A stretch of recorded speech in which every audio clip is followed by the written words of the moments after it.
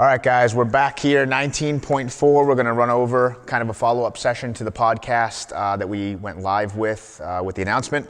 Running over the workout quickly, 4 time, 3 rounds, 10 snatches, 12 bar-facing burpees, 95, 63, 65 for the ladies.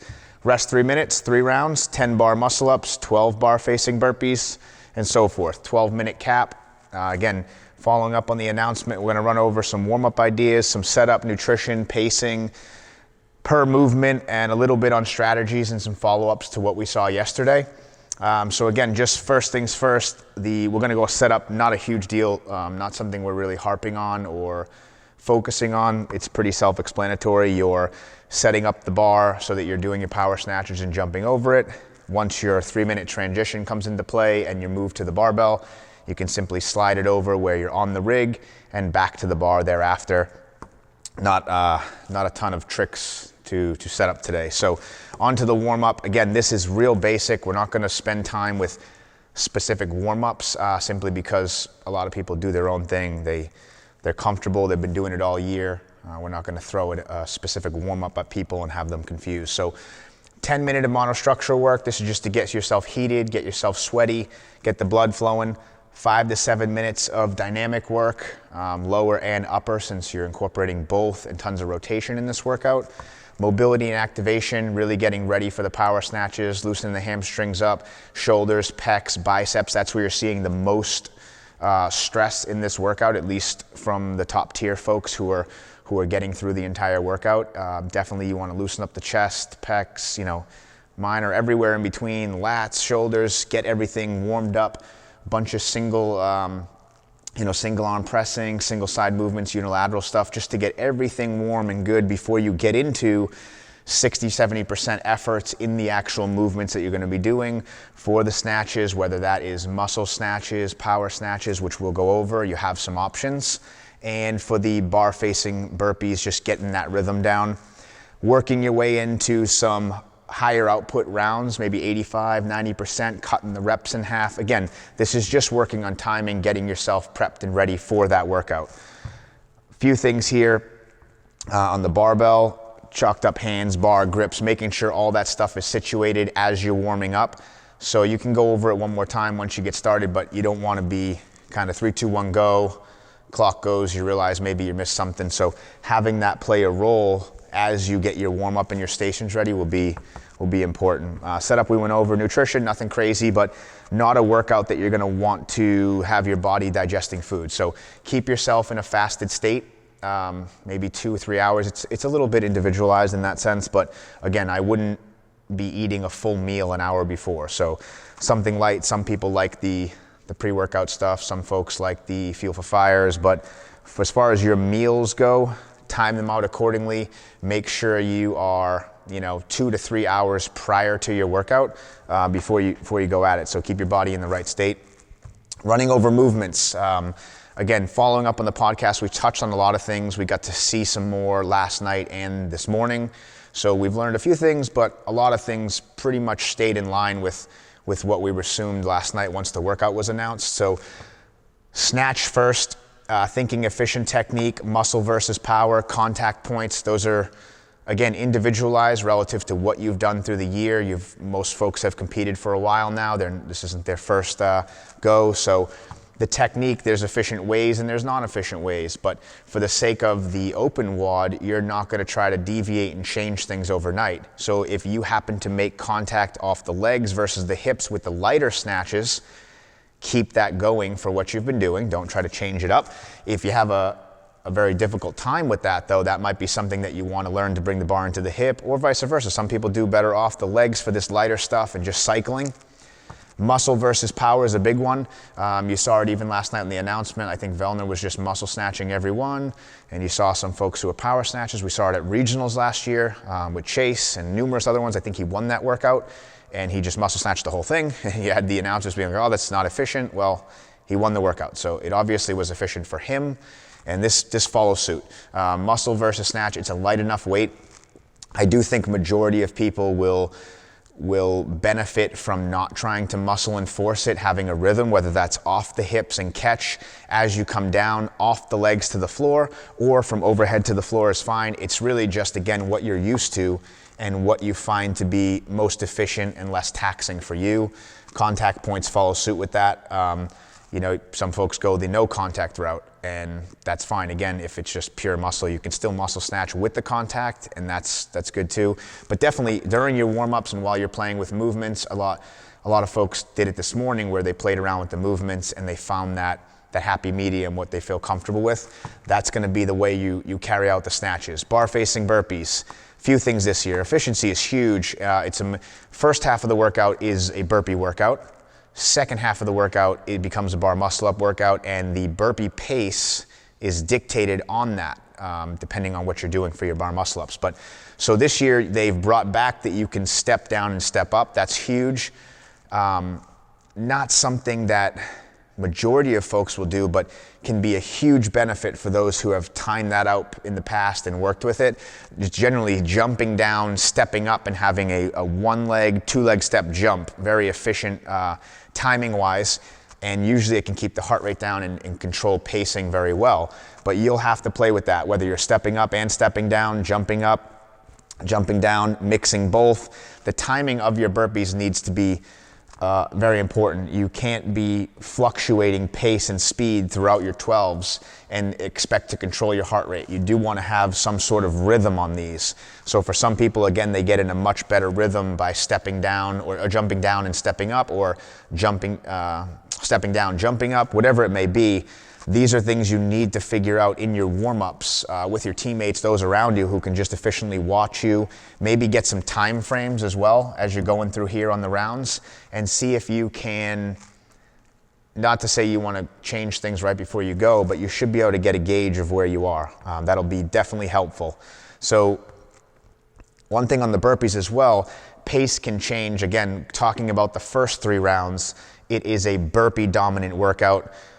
No one is really struggling with the power snatches, and even if you are in fact lower tiers, or maybe that's a difficult movement for you, you're breaking that up, it's still not tremendously different in time, but the burpees can play a big role. So those folks might push the pace on the burpees on the first 3 rounds, whereas everyone else may be kind of settling in a little bit because they're just going for that few muscle ups. They need to have their wind. But with 3 minutes rest, and for the training that we do a lot of hard effort, rest, hard effort, and so forth. So we're going to be set up well for this. I still believe, following last night as my first thought, that you should go out of the gate hard on the first 3 rounds. Doesn't mean it needs to be 100%, but hard. 90%, 95%, and then calm down. You'll then work your rest period in there, and you're in theory gonna recover. So obviously there's a line there, but the 3 minutes is quite a bit of time. At the fastest pace, I think we're seeing 2:30s for the first 3 rounds. Up around 2:45 to 3 is still a good time, even a little bit over, depending on where people excel in the bar muscle ups is gonna be good. Again, that's more individualized as far as your pacing, especially on redos. That's a big thing. So bar muscle ups, using the kip, glide kip versus not a glide kip, hand width, understanding hand width, and really where, if one muscle group is taxed, how you can adjust your hands narrower versus wider. Hell, you can fluctuate those throughout the workout and actually play with that. So make sure in your warm-ups you are playing with that a little bit and you understand the differences in your kip so that your judge can help you, or if you are breaking up the muscle ups, which most people are, you will have some options if you need them. Glide kip versus not something you're going to learn overnight, but the efficiency of the kip is huge. We saw today where some of the class folks here, very strong, good at bar muscle ups at lower volume sets. You put it in something like this, and once that kip broke down, they had a very difficult time continuing on. It became much smaller sets, and the guy or girl who could sustain the bar muscle up sets and not even push the burpees was tending to run away with it at that point. So bar muscle ups, if you're not going to learn them overnight, we're not really addressing the video for those who are essentially trying to get their first one. There's many videos online, a million different ways to do bar muscle ups. We're not going to try to harp on that in this whiteboard session. So If you are one that's trying to fix your bar muscle ups, jump on YouTube, check some things out. There's a million videos on things you can improve on, but the kip efficiency is going to be huge, and that's something we tend to make sure people are leaning towards and practicing their warm-ups. And again, when you're up here and you're running through the movements, you are practicing the exact bar muscle up timing you're going to do when you get to the workout. Trying not to rush it up on the bar. You know, you can't rest on top of the bar. Well, you can, but the arms have to be locked out and so forth and stay up there. You can't let go, shake anything out. So make sure the timing here with the warm-up lines up with what you're going to see in the workout, so at least your body can get ready for it. Pacing, again, elite level. We touched on this on the podcast, and nothing's really changed. We have seen people finish the workout with very decent times and breaking the bar muscle ups up, and they have the ability to push the burpees. So you're always going to have that give and take there, and you got to figure out which way is best for you. So the elite level first part is not a sprint, but it's got to be hard effort. You're still buying time there. You're still allowing yourself to recover and chip away there at the second 3 rounds and giving yourself that time so you get that score. The second part is going to be dictated off the bar muscle ups. That's pretty straightforward for any level of this. It's pretty much, do you have the bar muscle ups or not? Next tier down is going to be breaking up the bar muscle ups intentionally, attacking it a little bit differently. But again, I still believe that you have to go at that first 3 rounds, because there's many folks who, you know, potentially aren't great at bar muscle ups, but they can really push the pace on the first 3 rounds, and they're going to recover just fine. So there's no reason to be pacing part 1, resting that time, then trying to attack bar muscle ups, maybe getting some, chipping away, and you're like, I'm not hurting that bad compared to some of the higher level guys, because I didn't have the time anyway. They couldn't push the pace. The rest is dictated based on their muscle up skills. So keep that in mind as you're playing that out for pacing. Again, we've covered that in the podcast. We've covered it here today. So not a ton of changes there.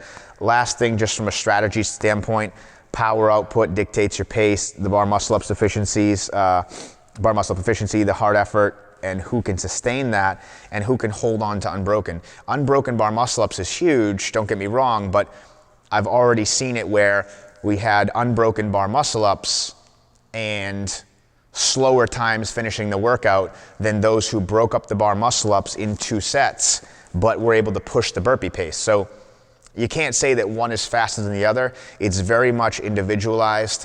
If you are you have a large gymnastic strength and you're going to use that, that's great. You should take advantage of that, and you're probably going to push the pace in the bar muscle ups. But if in doing so, pushing 10 unbroken doesn't allow you to keep pace on the burpees and you're falling so far off, well, this is where videoing your workouts, having your judge note all your times, how long you were at each station, how, you know, your second round of burpees, how long did that take you? You should have that data, so that when you go and review your video and you redo this workout on Sunday or Monday, if you do, which to be honest, most are redoing, they're having a lot of fun with this year's Open. So if that's the case, you want to be able to look at those times and those splits and possibly do some trial runs of different pieces of this later on.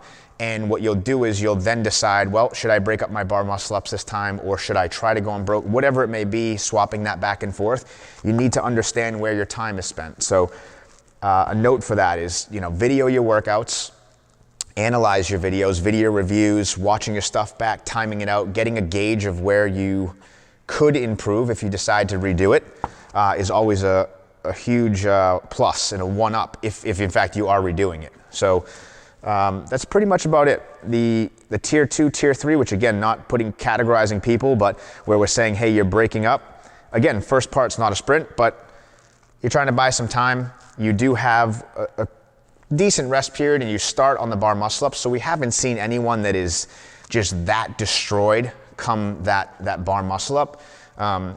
This is where you want people to kind of hold a decent pace. So especially on the first part, make sure you are attacking that first part. Unless you have an enormous deficiency in that barbell weight and that's something that you can't cycle, that's a different story. For those folks, they're gonna have to break this up accordingly, maybe push the burpees. We saw that today, actually. I've seen people break up those snatches and push the burpees and still either catch up or pass someone who was efficient and smooth, just going unbroken. So again, timing-wise, you're not looking at sending this over 4 minutes and 5 minutes and 6 minutes and then expecting to really make a dent on the bar muscle ups, even if you are good at bar muscle ups. So again, if you have a plan to attack that second workout, make sure you give yourself time on the first 3 rounds in order to rest and actually go at it holding that pace. We'll leave it there, and what we're gonna do is we're gonna be able to watch tonight at Friday Night Lights. We have a lot of competitors that are going at this workout tonight. We'll reassess if we see anything that changes or anything that jumps out at us that might allow for people to put together a better strategy. We will do a second thoughts kind of whiteboard session or podcast, and we'll put that out. If you guys have any questions, just email in, post to the Complete Athletic Performance group, which I think we're gonna start doing a lot more work in. This video will be up on YouTube. Again, the podcast is on iTunes, so subscribe or at least tune into those. Give some feedback. It's much appreciated. And good luck on 19 before. Thanks.